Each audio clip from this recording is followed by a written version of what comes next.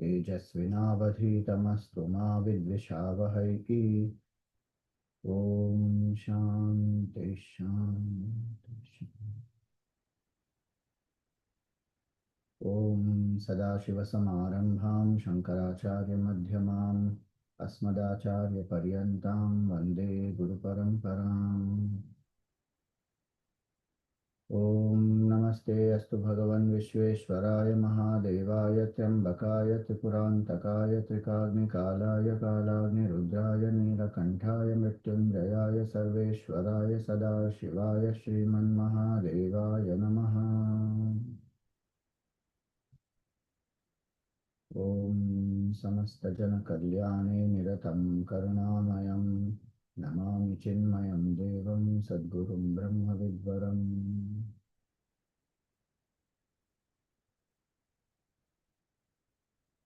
Om salutations to all. So the next 4 days, including today, we will take selected verses from Shivananda Lahiri. It's a very beautiful composition of Bhagwan Adi Shankaracharya ji. He wrote Shivananda Lahiri, and he also wrote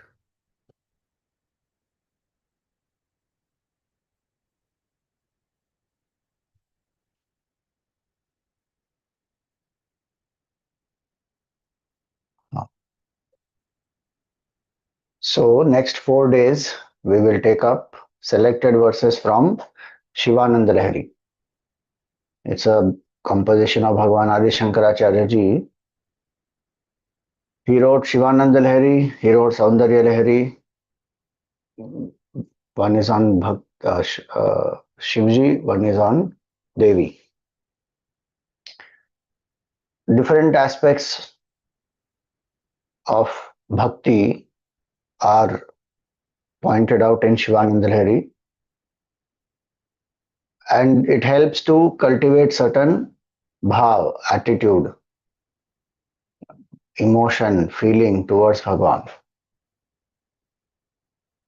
So today we will take up verse number 13. I'm going to share it here.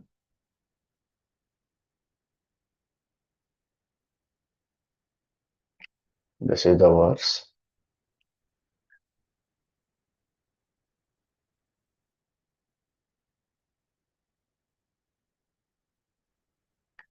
Asāre saṁsāre nija-bhajana-dūre jaḍa-dhiyā bhramantaṁ andhaṁ parama-kṛpayā pātum ucitam madan-yaḥ dīna-stava kṛpaṇa-rakṣāti-nipuṇaḥ tvad-anyaḥ vāme trijagati śaraṇyaḥ paśupate.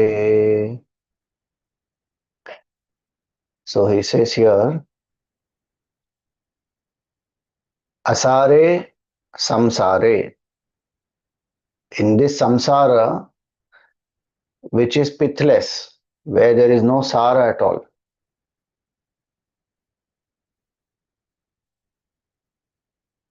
Gurudev used to sometimes say, asāre is no sara, and samsara means little sara. It means there is no sara even. The word samsara itself means there is no essence here. Everything is fleeting, temporary, perishing, and what remains? Nothing remains. Everything gets into destruction. Even while it is there, it is getting destroyed. Asāre saṁsāre. In this samsara, where there is no sara at all, the main sadhana that one can do is to remember Bhagwan. Using the perishable to realize the imperishable is the best use of the perishable. Using time to realize the timeless is the best use of time. So, nija-bhajana-dūre. And in this samsara, generally one doesn't seek the supreme. One is running behind that which is perishable, temporary. So one is far away from the contemplation on the self, surrender to Bhagavan.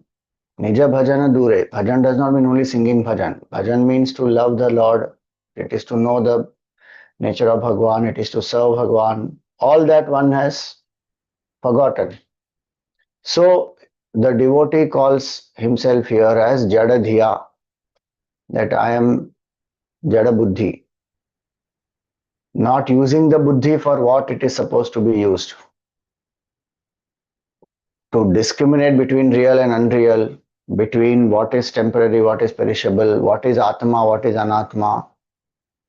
So when one is not doing that and using the buddhi only to do the gross vivek, which is what to eat, what not to eat, that also the buddhi doesn't do properly. One is eating what one likes, not what is really healthy or what is good for the body. So one is using the buddhi only for the ordinary vivek, which even an animal will do.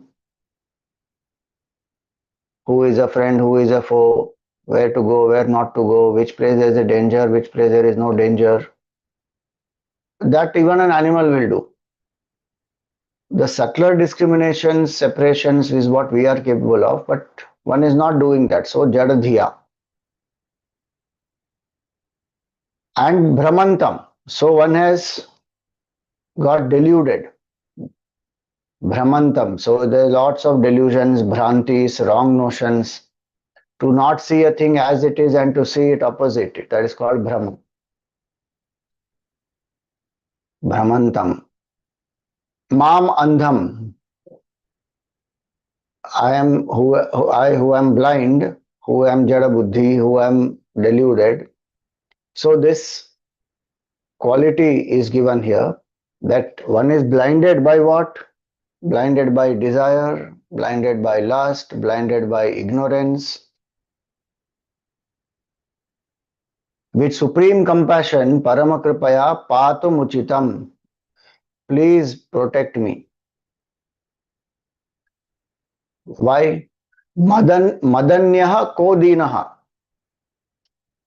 Who else, apart from me, who else is more fallen? Or what we say here is, who is more miserable than I? Dīna. This verse actually is Dīna Bhakti, where one expresses one's helplessness and one surrenders to Bhagavan. kṛpaṇa-rakṣāti-nipuṇaḥ. Rakṣāti-nipuṇaḥ. Because you are an expert in protecting those who are. Kṛpaṇa literally means one who is a miser. And so here he says that why is he saying kṛpaṇa? Kṛpaṇa word is a very powerful word. In the Gita also Bhagavan uses that word kṛpaṇa. Kṛpaṇa there Shankaracharya says one who, he quotes the Upanishad and he says that having got a human birth, one who does not strive to realize the truth is a kṛpaṇa, is a miser. When Arjun surrenders to Bhagavan, he says, Karpanya-dosho-pahata svabhavaha. I am overcome by miserliness. Karpanya-dosha. There Shankaracharya has quoted the Upanishad and he says this, that I am being a miser, meaning I am not using my buddhi to know the truth and I am acting out of ego. So I am a miser. Miser does not use the resources one has for oneself, just simply keeps it. Even for basic things that one requires, one is not using the resources. In that same way, one is not using the buddhi, the basic discrimination that one should do having got a human birth is to know what is temporary, what is permanent, and then seek that which is permanent. But one is not doing that. So he says kṛpaṇa. And naturally, so one is deluded, one is blinded by ignorance. So kṛpaṇa-rakṣāti-nipuṇaḥ. You are an expert in protecting such people.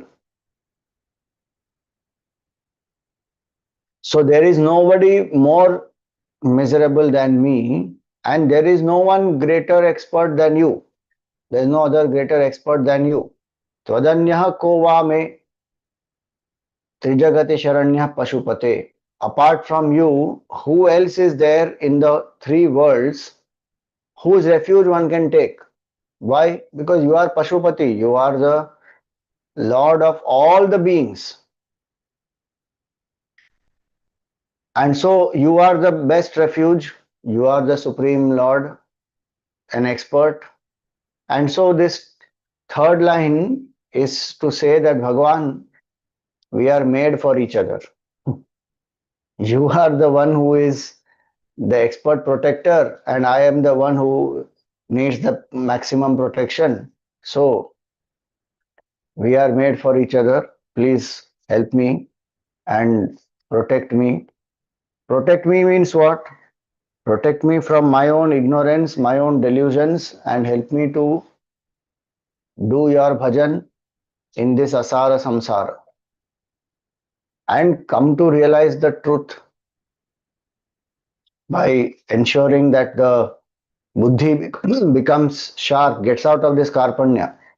Arjun realized this, that he is being miserly and he is justifying the,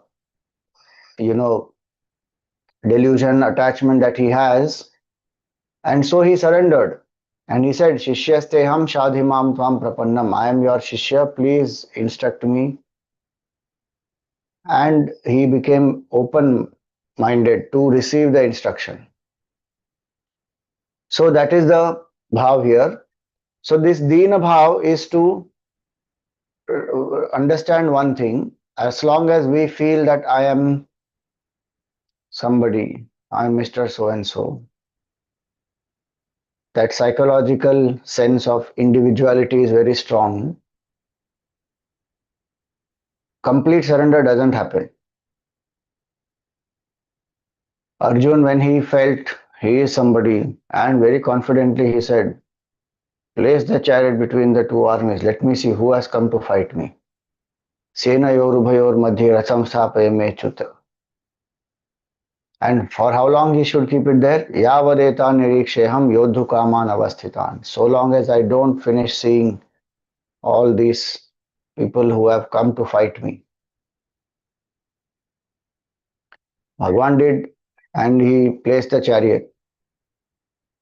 And he said, Partha Pasya Etan Samavetan Kurun. 5 words only he said. Full first chapter, only 5 words Bhagwan has said. Parth, look at these Kurus. Behold these Kurus, O Parth. That's all he said. And the moment he heard that word Kurus, it struck him, oh God, these are my people. I have to kill them. All attachments, confusion, everything started in his mind. And he gave full justification in the first chapter why he should not fight. And if anybody reads that, one thinks, yeah, he's very clear and he is so right in thinking that yes, we should not fight. Unnecessary Krishna made him fight. But Arjun collapses finally and he surrenders to Bhagavan. Dhritarashtra had Sanjay with him and this Duryodhan went to Dronacharya. So all the 3 characters in the first chapter, they have one person to guide. But only Arjun surrenders to Bhagavan Krishna. So he finds a solution. Dhritarashtra doesn't listen to Sanjay. And Duryodhan doesn't even express his problem. He taunts his own teacher and comes back. So the buddhi of ours, the ego will play its own tricks. This Dīna Bhakti is to surrender completely, having understood one's limitation. And Dīna Bhakti, the bhav of Dīna Bhakti comes when when one understands that first line. Asāre, saṁsāre, nija-bhajana-dūre, jaḍa-dhiyā. That there is no sara in the samsara. Asāre, saṁsāre. Bhagwan Shiva is the embodiment of that vairagya. So things which are associated with Bhagwan Shiva, though he is a grahasthi, he has wife, children, all that, but he is not a samsari. That is one big difference between even many Jivan Muktas who are grahasthis, rishis, our gods. To be a grahasthi is not a problem. To be a samsari is a problem. One can be in the grahastha ashram, do one's duties, dedicate them to Bhagwan, do the sadhanas, no problem. Bhagwan Shiva meditates, does his own japa, sadhana, remembers his Ishta Devata, all that. So though one is in grahastha, one is not a samsari. So he is an embodiment of vairagya. Bhasma, what he applies all over, symbol of detachment. There is a snake around his neck. Again, the mind has been turned introvert. So many things like that. The moon which is on the jata is not a mind which is very extroverted. It is the moon which is mind which is contemplative. He has the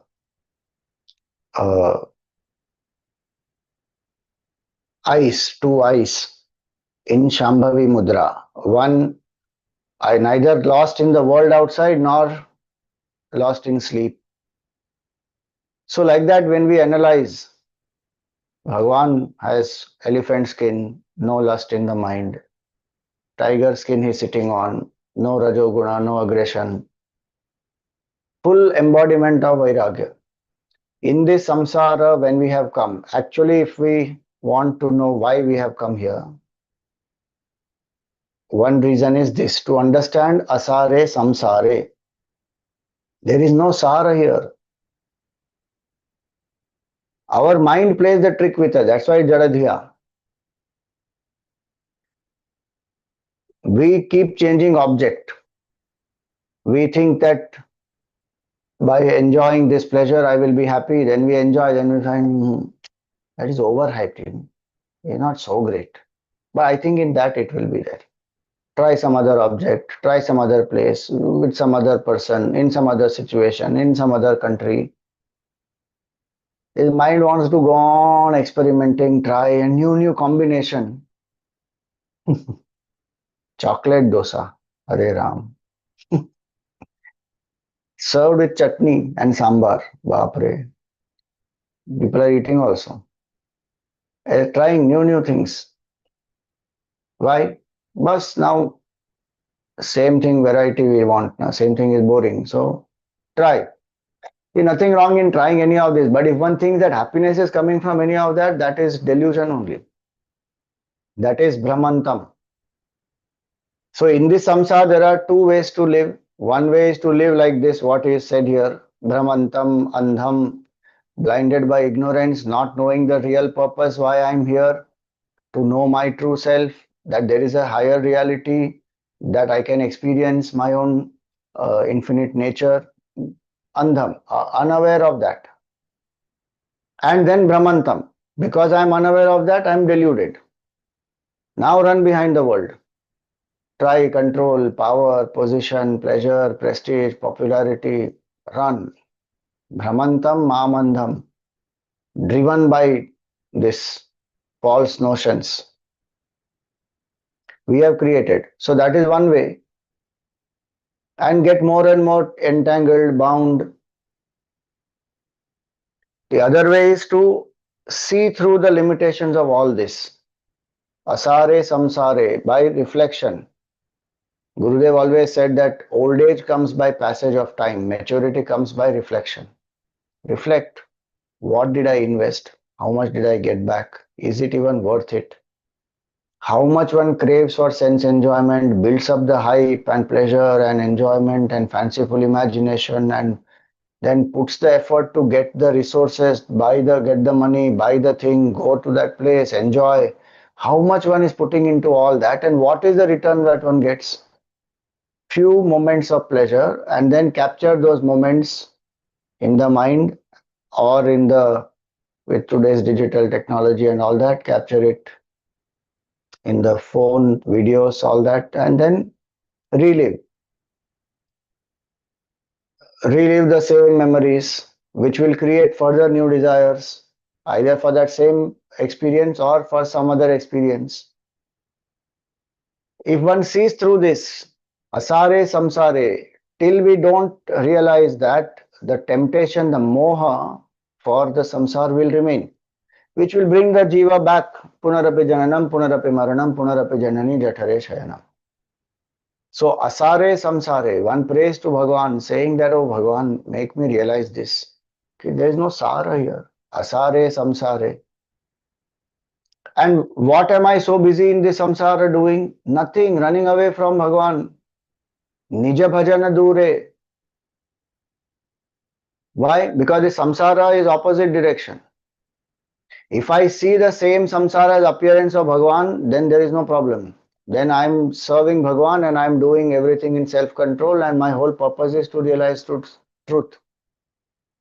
But if that is not done as samsara, it is asara only. So samsara takes me out, away from my true self. So nija-bhajana-dūre. Nija can also mean self. Yesterday when we saw Nija Guru Charana Dhyana Yoga. So Nija also means self. Away from the self, away from bhajan of Bhagwan, away from contemplation on the self. Even few minutes one doesn't want to do. Look at the extrovertedness of the mind.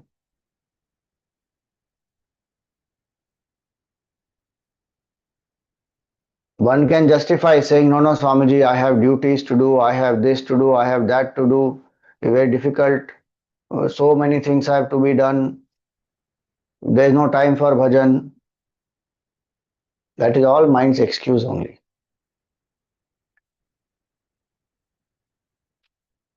You know, one Mahatma Ji, he said, in 24 hours, if I can't take out even 24 minutes to remember Bhagavan, this human birth is a waste.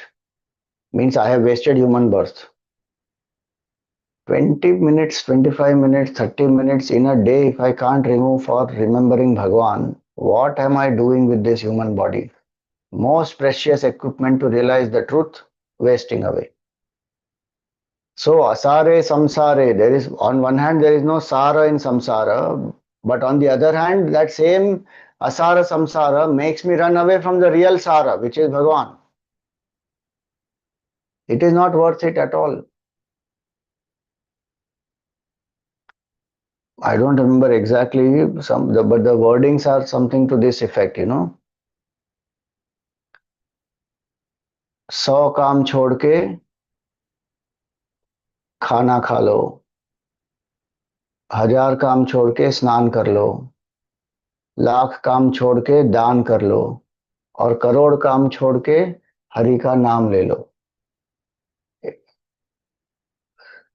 If we understand that, you think about it, this asāra samsara, how deluded our mind is and what kind of strong conditioning the mind has, bhramantaṁ, andhaṁ, that even basic necessities for the body one is not doing many times. What level of delusion that should be? That the saint has to say, कि 100 काम छोड़ के खाना खा लो. People are not eating food properly. Grabbing something and running behind something, just eating quickly, driving, eating, walking, eating. Bath, people don't want to take bath. The saint is saying कि 1000 काम छोड़ के स्नान कर लो. So is one really one enjoying in that sense? Asāre, saṁsāre, nija-bhajana-dūre. Few moments, if we can't remember Bhagavan, then our Shastra is saying remember Bhagavan 24 hours. That's the only way to realize the truth. Everything should be dedicated to Bhagavan. And the definition of a bhakta is one who is not vibhakta. One who is not losing that awareness that my nature is one with Bhagavan, or I am a servant of Bhagavan, or Bhagavan is the supreme. Who doesn't lose that awareness, that person is called bhakta. But here the samsara is making me remember Bhagavan now and then, that also in some pain and difficulty, or in these festival times. And there also that enjoyment and socializing and calling people, and then all those things take precedence over the real sadhana. What is the sadhana that one is doing? On Ganesh Chaturthi, 10 days we will have this Ganesh Utsav. Just now Janmashtami went, right now Shravan going on. What is the sadhana that I am going to do? Focus has to be on that. In a fun way, in a nice way, interactive way, engaging people, very good, no problem. But bhav should be on Bhagavan, not on clothes and enjoyment and partying and get people and then socialize and then asāre, saṁsāre, nija-bhajana-dūre, jaḍa-dhiyā. He says, my buddhi is jadana. I am not using it. And so, O Bhagavan, bhramantaṁ mam andhaṁ, parama-kṛpayā, which only by your grace, I don't deserve it. If my karma alone, you have to give me the result of my karma alone, then I don't deserve to be even protected. But parama-kṛpayā pātum ucitam. Please, you protect me with your supreme compassion and kindness and grace. You please protect me. Not that I deserve based on my karma, but it is your nature. That is the dīna bhav. One is not asking, I deserve to be protected. I have done good karmas. Now protect me. Come on. I don't deserve. I have ignored you. I have run behind the samsara. I have forgotten. Many times I know, but I don't do. My mind has become extroverted, bhramantaṁ, deluded. One knows that so many times one knows that this is even harmful. Forget knowing the limitation of it. One knows this is even harmful, still one is engaging in that. That is called bhramantaṁ. People know that cigarette is bad for the health, it will cause smoking, will cause cancer, it will kill, but still one will drink. Like that, so many other examples. Some food is not good for us, we will still eat. Some drink, we will still drink. Some relationship is very toxic, we will still hold on in that. Hurt, one doesn't leave, even though it is hurting. Some attachment, that is based on delusion only. So, Bhagavan, I have acted in this way, knowingly also many times, unknowingly because of my ignorance, but you are most compassionate. Parama-kṛpayā pātum, please you protect me. And the dīna bhav he expresses when he says, madan-yaḥ ko dīnaha. Who else is more miserable than me? Dīna is not only miserable, Dīna is one who suffering and who is, the people have compassion, sympathy for that person. Ki bhai, why this person is suffering like this? Downtrodden, fallen from one's state of ananda, one has fallen to this miserable state. That is Dīna. And who is not capable of doing anything by oneself, needs help, like somebody who is drowning, needs help. One interesting thing about drowning, when one is drowning, then if one lifts the hand, no, one will go in water more. One should not lift the hand if one is drowning. One should use the hand and move. Keep the head above, because at the moment hand is lifted up, the body will go down. But the natural instinct of a person who doesn't know to swim will be to call for help. So lift the hand. Immediately the body goes down. So that attitude of dīna-bhāv is this: ki I don't know how to come out of this. Helpless. That helplessness, one has to feel. When will one feel? When there is no ego. When one says ki yes, I need help. Please help me out. Otherwise, that ego prevents a person from seeking help also. One is suffering, going through difficulty, pain, sorrow, misery, but ego is there. Bhramantaṁ, andhaṁ doesn't ask for help. Look at Duryodhana, look at Dhritarashtra, both are examples of that. They both desperately need help. And there are people to help, and they are actually helping him also. Dhritarashtra got advice from Vidur, from Bhishma, from Krishna, from so many. But the man refuses to listen. Full example of Bhramantaṁ and andhaṁ. Same way this Duryodhana also. So, Dīna Bhav is where I am able to ask, please help me, I am not able to handle this.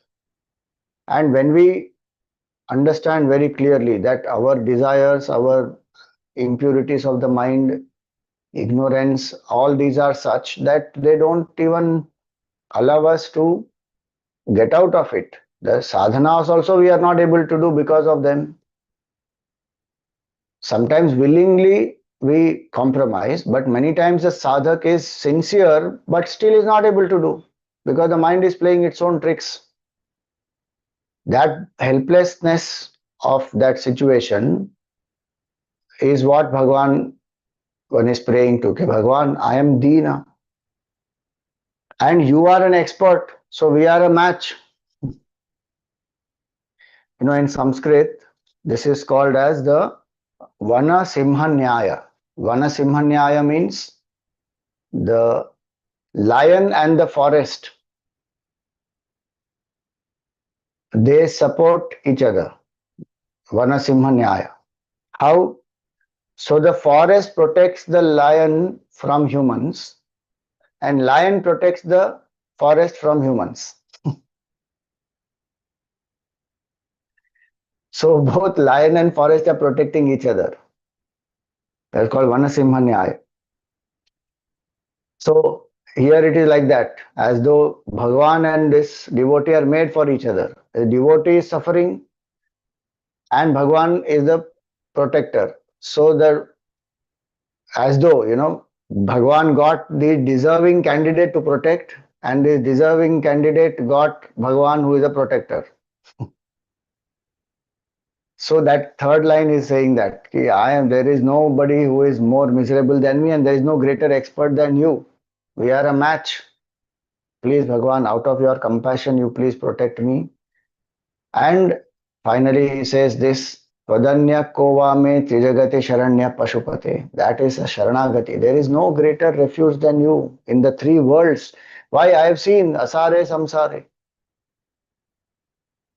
In the three worlds, in the on the earth, in the heavens, in the interspace, there is nobody who can be a refuge, who can protect me, who can pull me out of this, because you are the Lord of all the beings, Paśupati.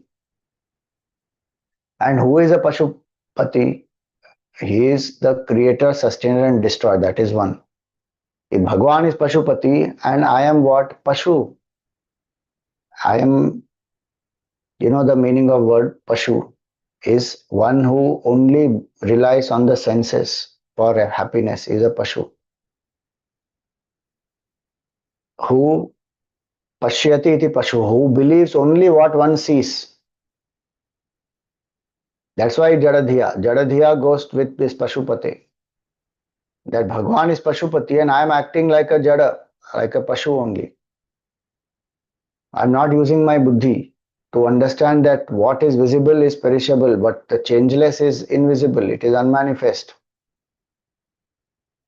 So you are Paśupati and I am acting like a Pashu.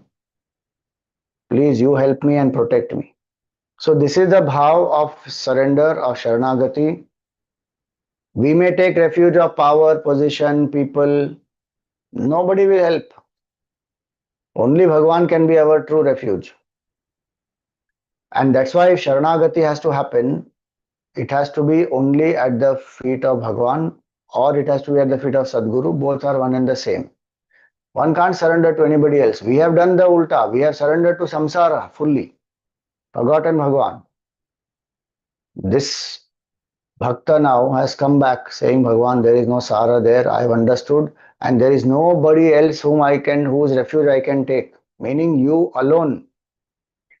Not even my own ego, my own capabilities, not even my own sadhana, nothing. Full surrender. I depend completely only on your grace. Please help me. This is total surrender. Where one says, no, I can't depend on anyone, anything, any process, nothing. That is called Ananya Bhakti, where one depends only on Bhagwan. Jahi vidhi rakhe Ram, tahi vidhi rahiye. But remember Bhagwan all the time. So this is the bhav, and we will now contemplate on this. I will be sharing that same picture of Bhagwan Shiva, what we used in the beginning, and one can use that form to contemplate.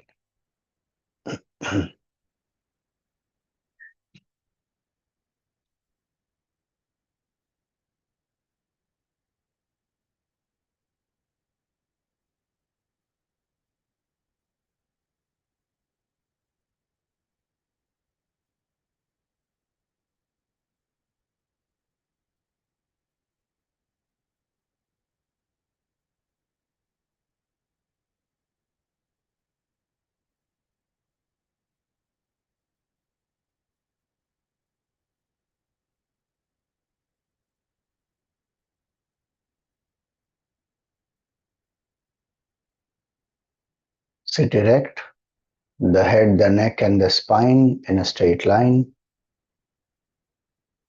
Close the eyes gently. Relax the shoulders. Let your hands be in your lap, palms facing the sky.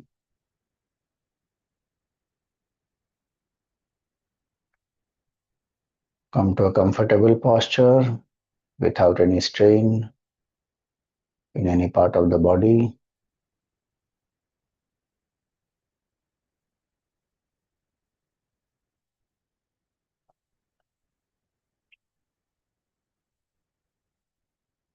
Invoke gratitude in your heart. Thank Bhagwan for all the experiences you have had yesterday.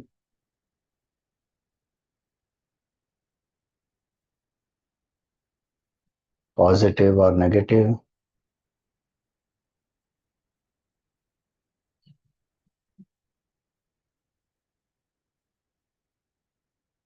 The main purpose is to realize that this samsara is asāre.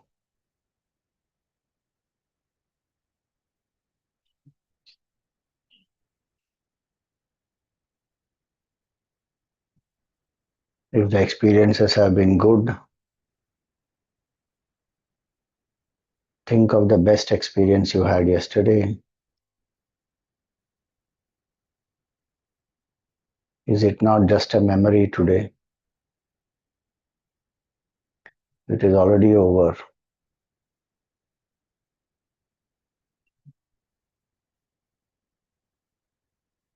And think of the most difficult experience you had yesterday.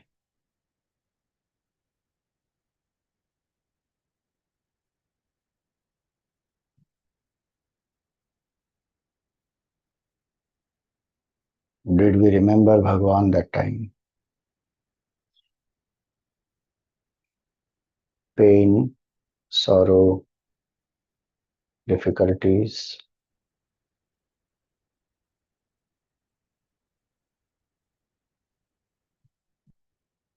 can be strong wake-up calls.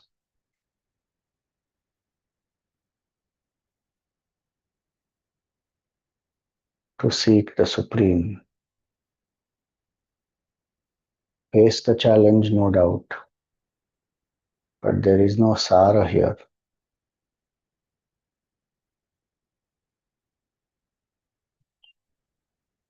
So thank Bhagwan if even for a short while one remembered Bhagwan, one cultivated vairagya,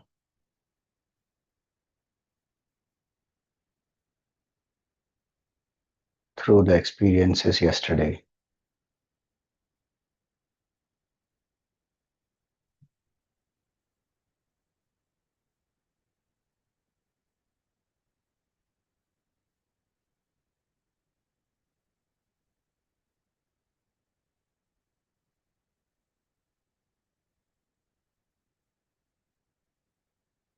Suggest to the mind that for the next 20 minutes I am steady and still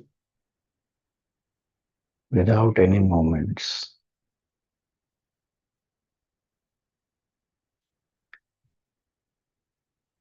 I am alert, awake and quiet.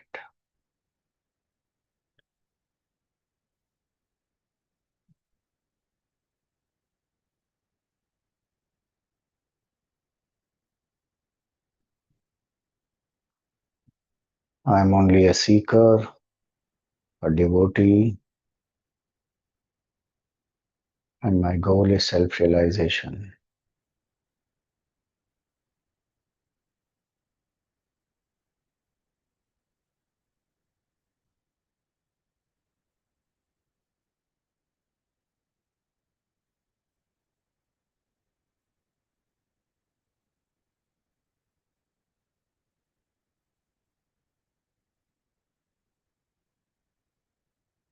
Relax, relax the body.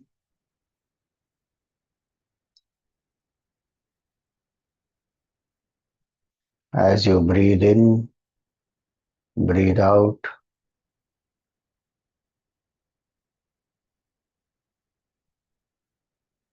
Slow, steady and deep.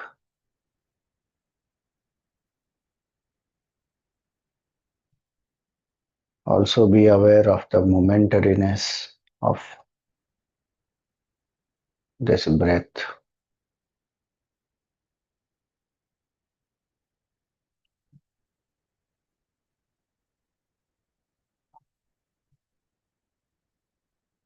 As long as there is breath, this body is alive. When the breath departs,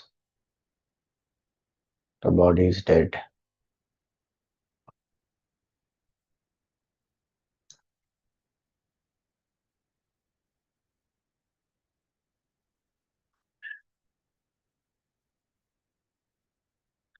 As we say inhale, take a deep breath.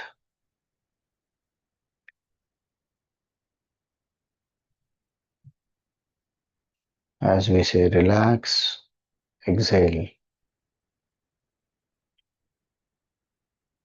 Exhale all the air.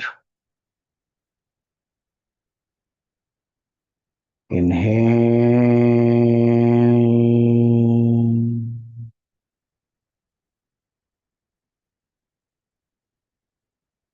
Relax.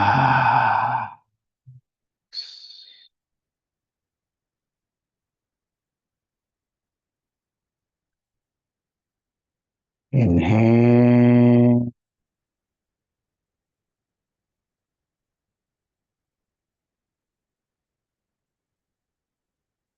Relax.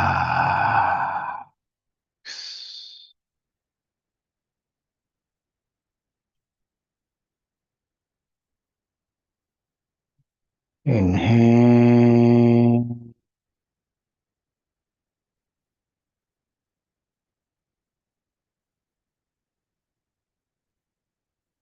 Relax.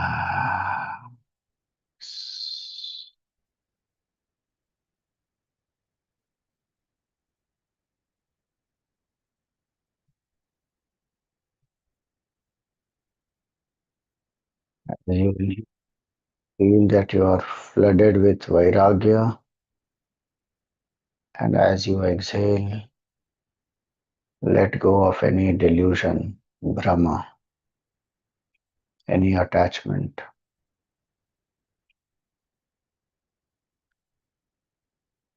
Inhale,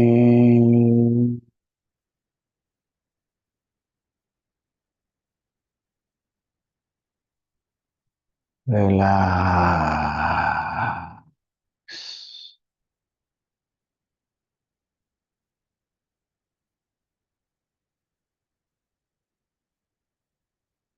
Inhale,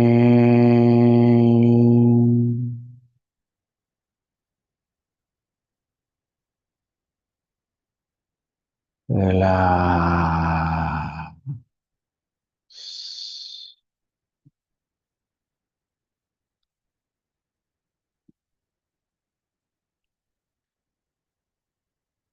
Inhale,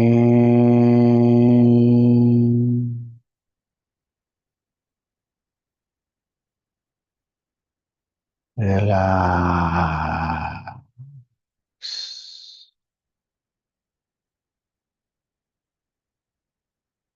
Continue to breathe at your own pace.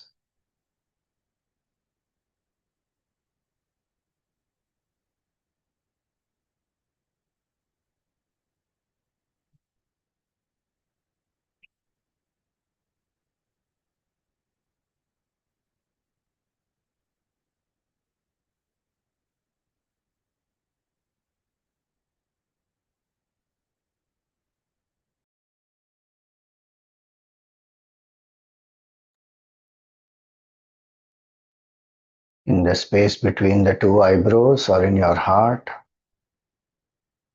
visualize a circle of white light.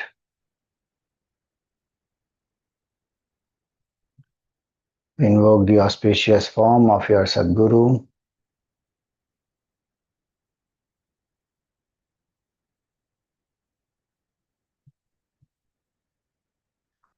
From the head to the toes, visualize the form of your Sadguru.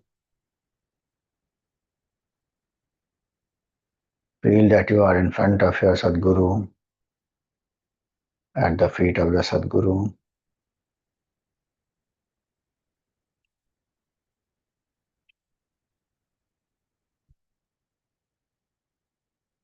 With all devotion,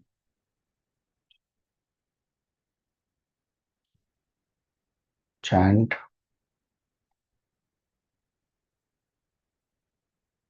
Gurur Brahma Gurur Vishnu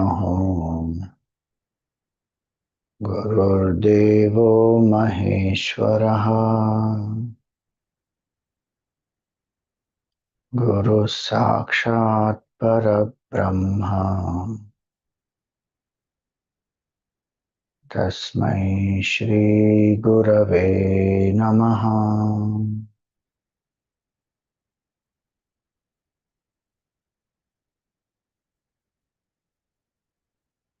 Through the satsang of the Guru, we come to realize that this samsara is asāre.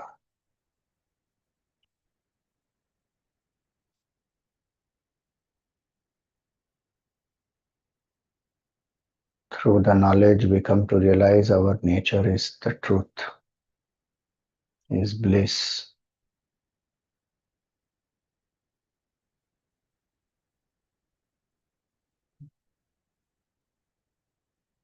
Through the sadhanas, the Guru helps us to surrender to Bhagavan.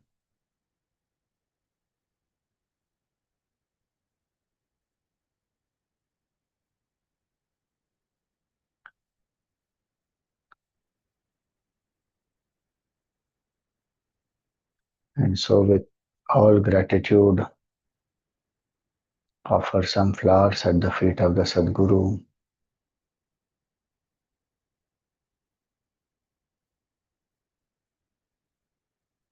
Perform a pradakshina of the Sadguru and come to prostrate in front of the Sadguru.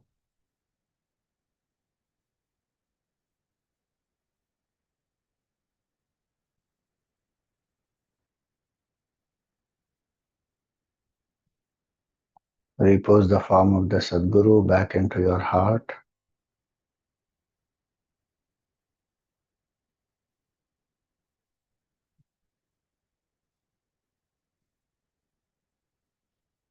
Invoke the auspicious form of Bhagwan Shiva.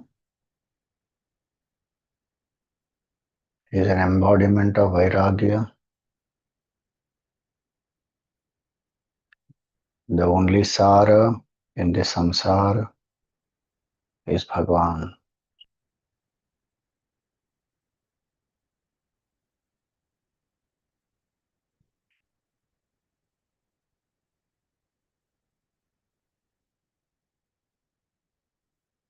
So invoke the auspicious form of Bhagwan Paśupati with his long black matted hair, the jaṭa. Small streak of Gangaji flows from the jaṭa, which is tied up with Rudraksha malas. There is a Bilva Patra at the place from where Gangaji originates, from his jaṭa. There is a snake on the jaṭa. There is a crescent moon.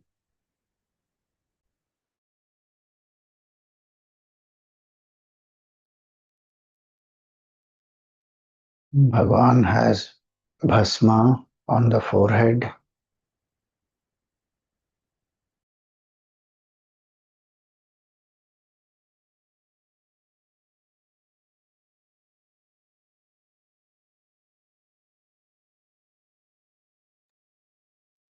There is a third eye on the forehead.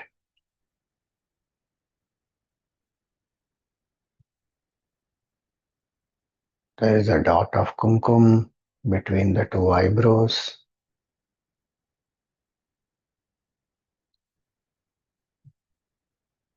The other two eyes of Bhagwan are partially closed.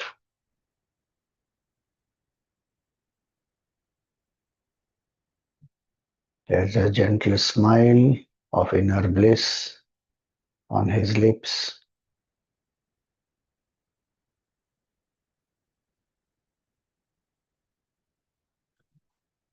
Both the ears of Bhagwan, there are earrings.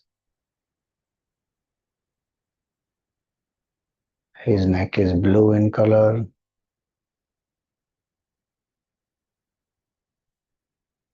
There is a black and green serpent around his neck.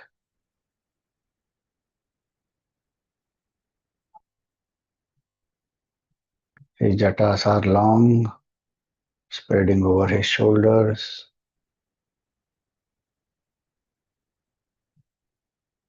He wears Rudraksha malas on the chest up to the navel.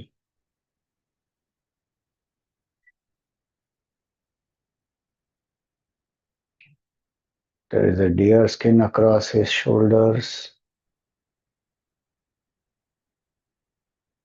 He has tied it with a red cloth around the waist.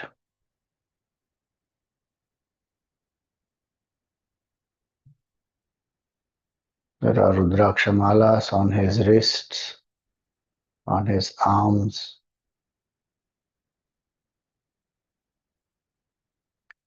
With one hand, Bhagwan is blessing us and granting fearlessness, that I am with you in this asāra saṁsāra. Don't worry.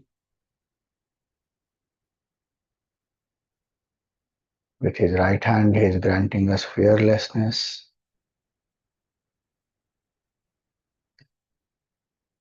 The left hand is on the left knee.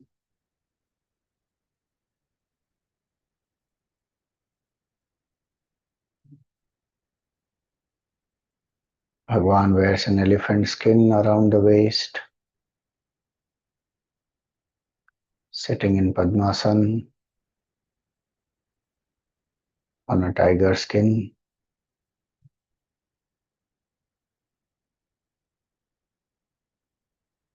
There is a damru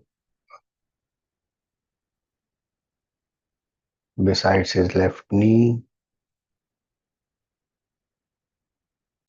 There is a trishul and a damru on his right side.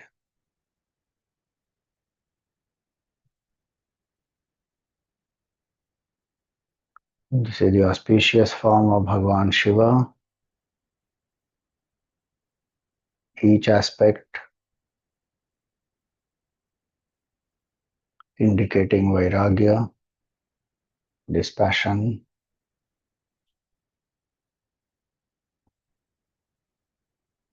keeping this form in the mind, we chant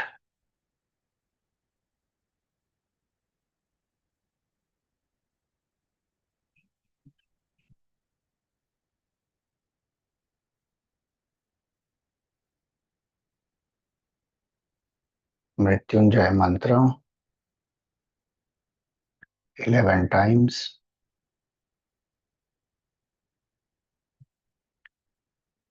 ॐ त्र्यम्बकं यजामहे सुगन्धिं पुष्टिवर्धनम् उर्वारुकमिव बन्धनान् मृत्योर्मुक्षीयमामृतात्।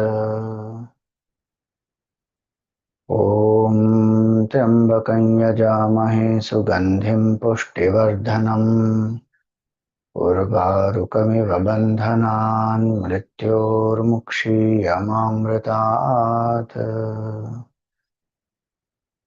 ॐ त्र्यम्बकं यजामहे सुगन्धिं पुष्टिवर्धनम् उर्वारुकमिव बन्धनान् मृत्योर्मुक्षीयमामृतात्।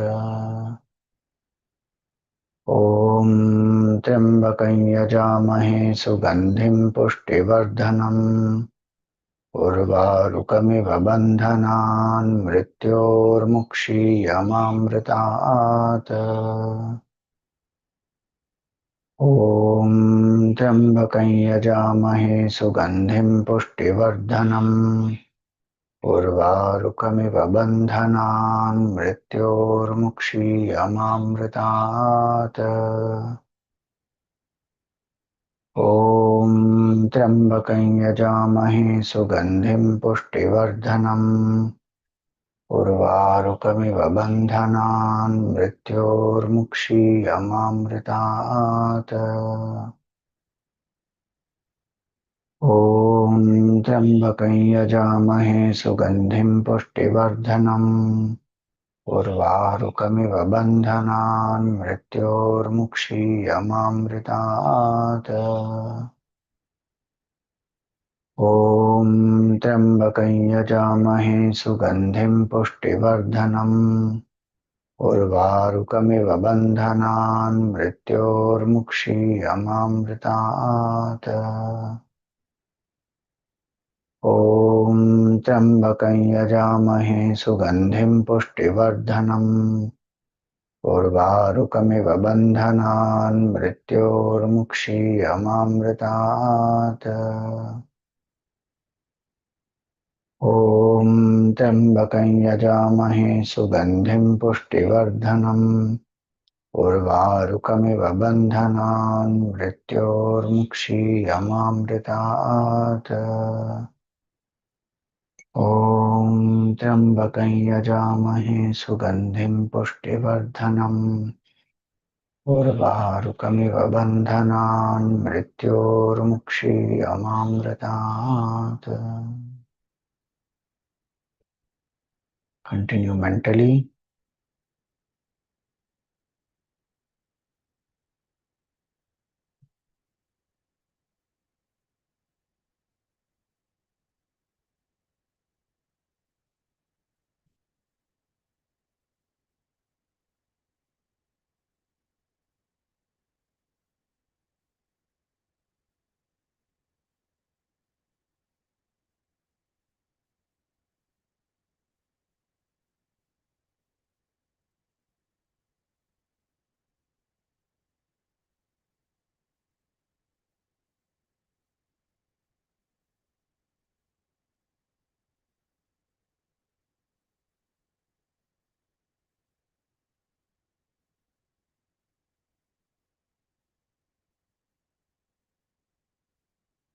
We worship the three-eyed Lord, who is most fragrant, abiding in dharma, who nurtures and nourishes us,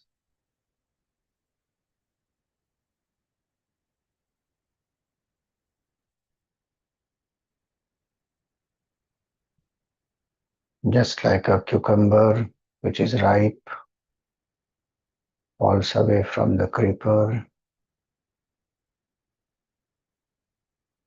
effortlessly.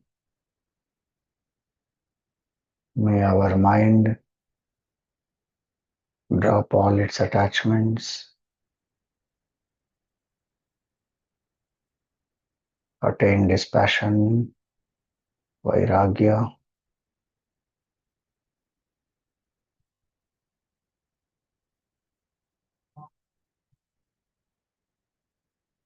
May we let go of any fear of change, of death.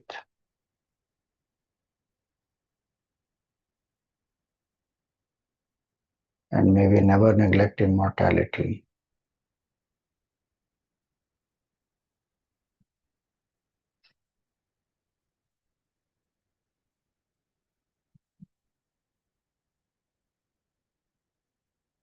Feel that you are in front of Bhagavan with the bhav of dīnata, complete helplessness and surrender, with folded hands, praying to Bhagavan.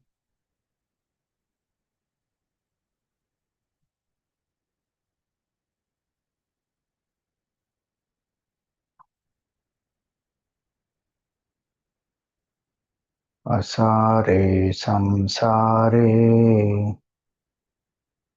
nija-bhajana-dūre jaḍa-dhiyā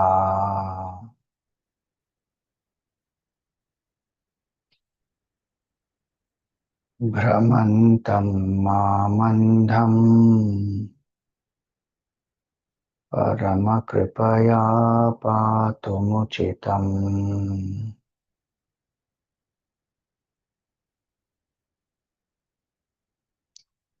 Madan-yaḥ dīna tava kṛpaṇa-rakṣāti-nipuṇaḥ.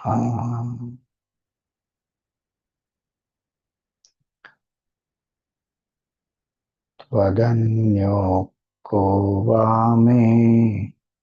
trijagati śaraṇyaḥ paśupate.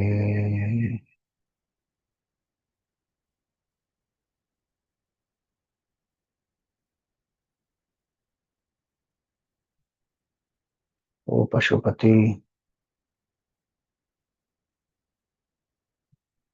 O Bhagavan Shiva,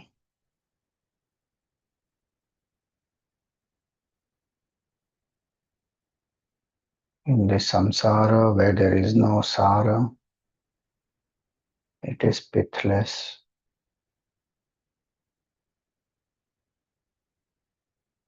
There is no essence.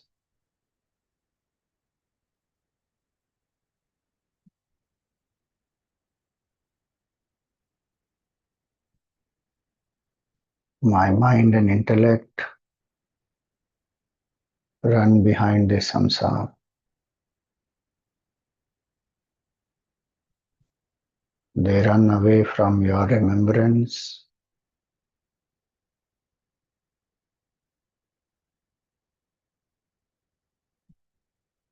because of delusion and ignorance.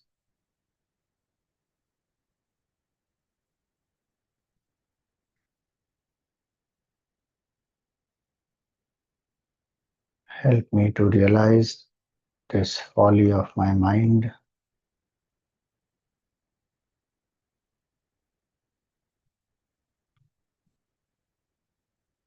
though suffering, going through pain, sorrow, disease, mental challenges.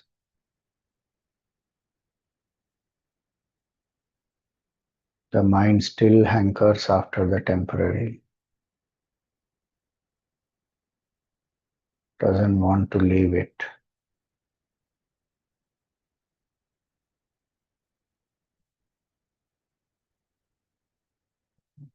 I don't deserve to be protected,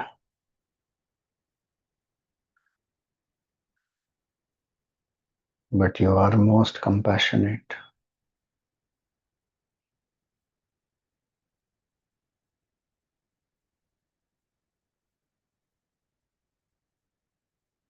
With your grace and compassion, please liberate me.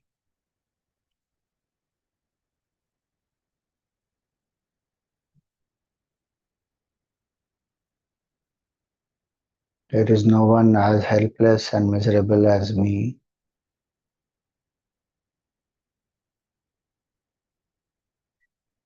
I completely surrender unto you.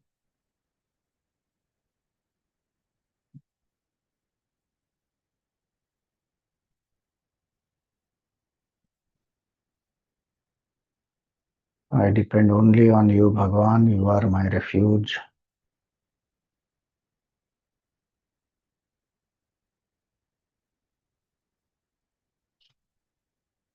I don't depend on anyone else, anything else, not even on any sadhana.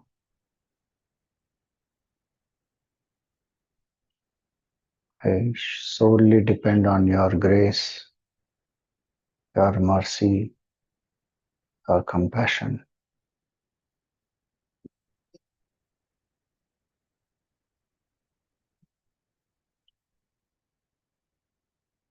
There is no one who is greater than you to protect me,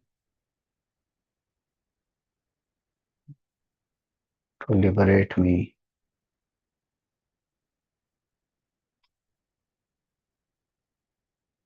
And there is no one more miserable than me.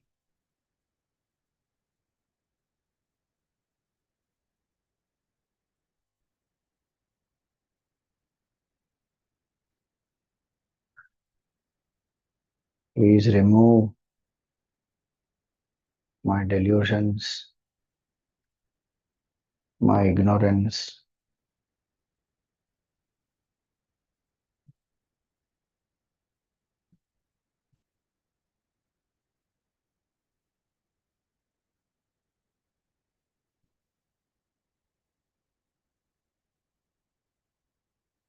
In the three worlds, you are the only refuge.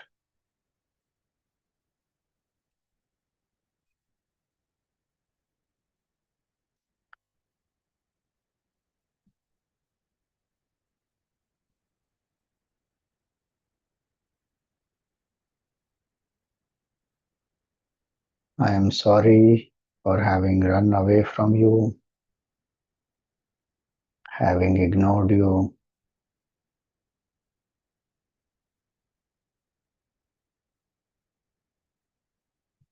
for running behind the perishable,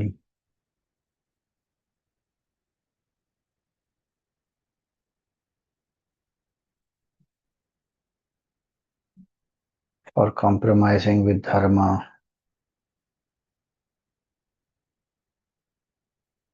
for not doing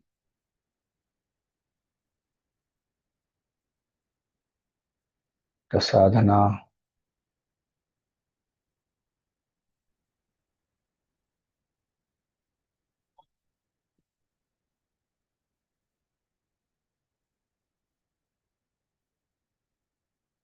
Please forgive me.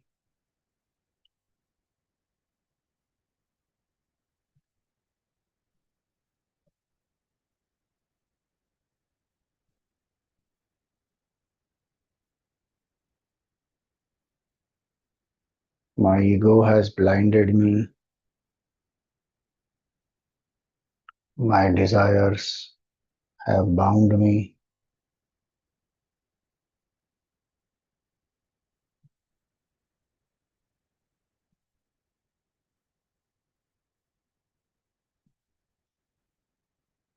I take your refuge, Bhagavan.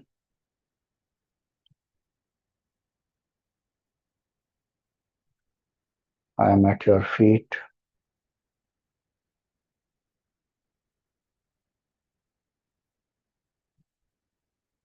For all the errors of omission and commission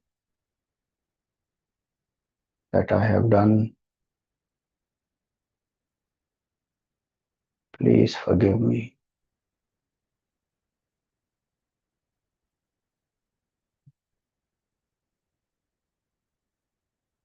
Feel that you are at the feet of Bhagavan Shiva, and with all repentance,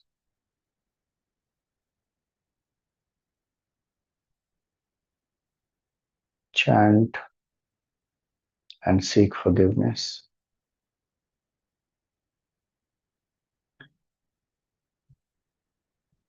करचरणकृतं वा कायजं कर्मजं वा श्रवणनयनजं वा मानसं वापराधम् विहितमविहितं वा सर्वमेतत् क्षमस्व। जय जय करुणाब्धे श्री महादेव शंभो। जय जय करुणाब्धे Shri Mahadev Shambho.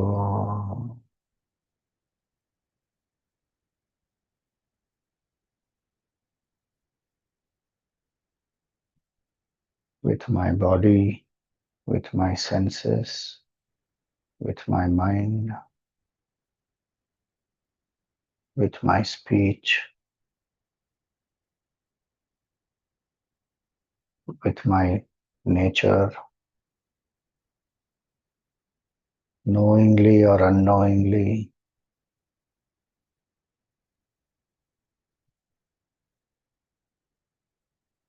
whatever wrong I have done, please pardon me for that. O Mahadeva, O Shambhu, you are an ocean of compassion.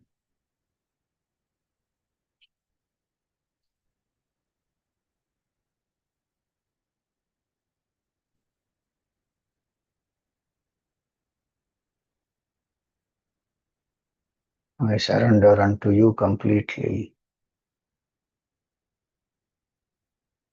All my guilt, sorrows, fears, attachments, and the bhava that I am a Jiva, surrender to you completely.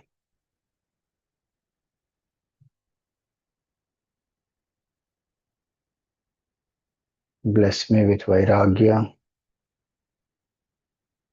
bless me with bhakti, bless me with shraddha, bless me with atma-jnana.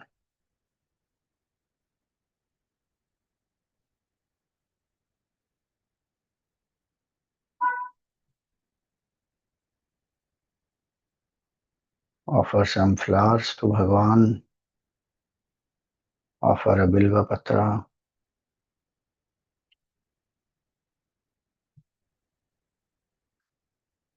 perform a pradakshina of Bhagavan,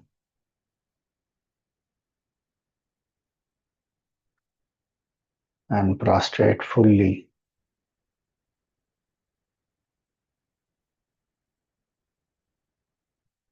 in complete surrender.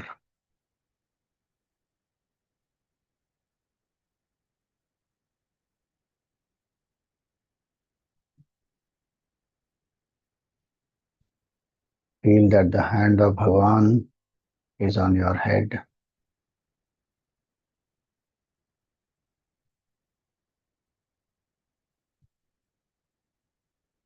Embrace Bhagwan and feel his love. In this samsara, the only one who truly loves us unconditionally is Bhagwan.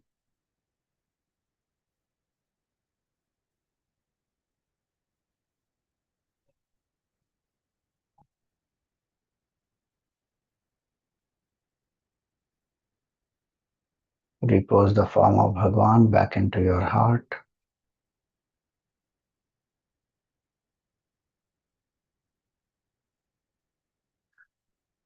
Be aware of your breath. Be aware of the body.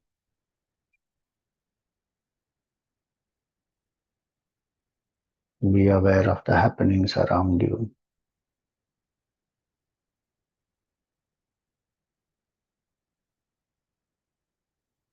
We pray for the well-being of everyone.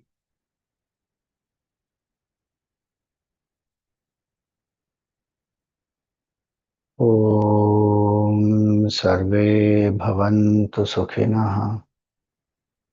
Sarve Santu Niramayah. Sarve Bhadrani Pashyantu. Ma Kaschit Dukkha Bhag Bhave. Om Asato Ma Sadgamaya. Tamaso Ma Jyotirgamaya. Mrityorma Amritam Gamaya.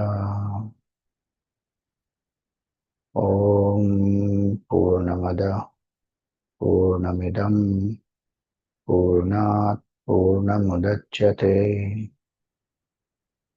Purnasya Purnamadaya Purnameva Vasishyate. Om Shanti Shanti Shanti. Harihi Om. Shri Gurubhyo Namaha. Harihi Om. Grab your palms, place them on the face, gently open the eyes.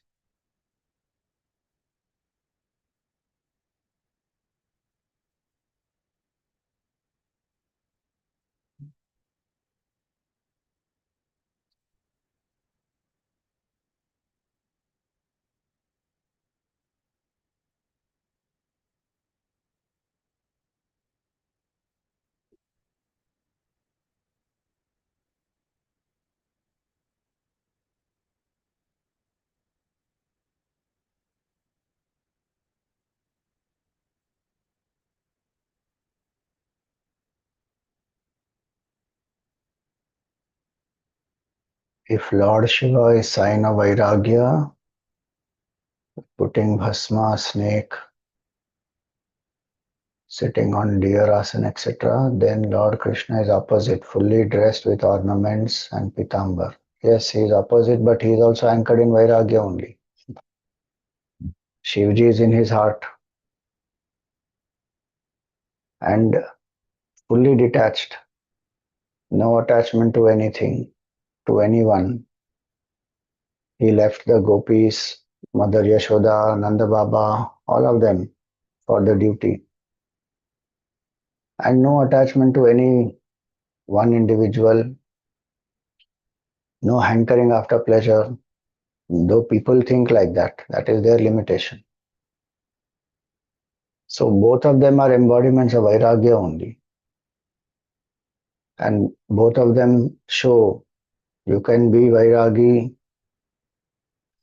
in both conditions, with abundance, prosperity, wealth, power, everything, as well as in renunciation also.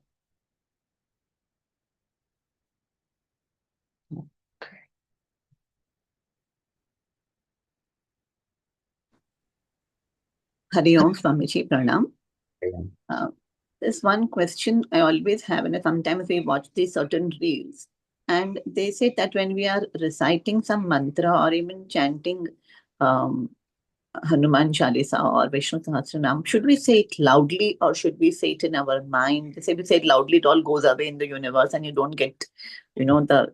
There's so much confusion in the mind. How should one say? How should one recite? So the mind has to understand one thing. When we say loudly, that is the only way to purify the speech. Point one. No doubt, saying loudly is more grosser than saying it only in the mind. Okay. Not everybody is able to say in the mind because mind is fickle and it keeps wandering. Yes. Especially if you close the eyes and say, then it is not so easy. So when you see and read, the eyes are being engaged, the speech is engaged, ears are engaged. People around also will come to know, they will also learn. Like that, it has its own impact. And don't ever worry about it will go away into the universe. It is coming from you, it will impact you first. Science also says that today or not, that every single thought in the mind affects the body. It will release hormones, it will create peace, it will happily make you, whatever that one is chanting, it will grant various benefits physically, mentally. Then, of course, it will go into the universe, it will energize, it will be creating positive vibration. So, there's nothing, no loss actually. Okay. But people think of it in that way. So for Vedic mantras, it is important to, if you are doing japa, just the chanting of, like what you said, Hanuman Chalisa and all these things is not a problem. But Vedic mantra has to be chanted well. And so if somebody is chanting in the wrong intonation, then the others catch up that and then they unnecessarily catch it in a wrong way. So then it is said, don't chant loudly. There's a particular context in which it is said. Otherwise, it is nothing wrong. Even the great masters like Ramana Maharshi, and even in our Shastra, it is said, chant loudly, chant softly, chant mentally. It is not said only chant mentally. Okay. Yeah. Thank you. Hari Om. Hari Om. Namaste, Swamiji. This is the first time I'm talking to you and a new student of Shishya of you. Just now I taught once. I'm just started to see your Tattvabodha video. This is out of topic also. If there is any doubt, how can I contact you? Just any mail or anything? No. When we hold question answer sessions, there we will answer. Once in a month or once in 2 months, I hold Q&A sessions because it's not possible to answer all this on email and WhatsApp and all that. It takes a lot of time and then back and forth is difficult. Okay, Swamiji. Okay, Swamiji. Hari Om. Yes. Hari Om, Swamiji. Pranam.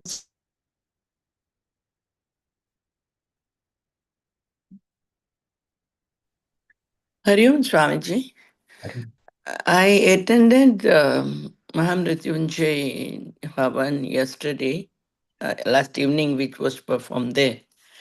That Panditji was like chanting Mahamrityunjayana Triambakam. Whereas when you started, and all of us mostly do Triambakai. Both are correct. Both are correct. There is no problem. No, they are correct. But is there any reason for or any significance by speaking, by chanting at particular timings this way or particular way this way or not? No, nothing. And chant whichever way you like. Okay, thank you. I just wanted to because I attended the whole Havan, and every time I marked that, so I thought let me just get some clarification. Thank you very much, Swamiji. Hari Om. Hari Om, everyone. Thank you.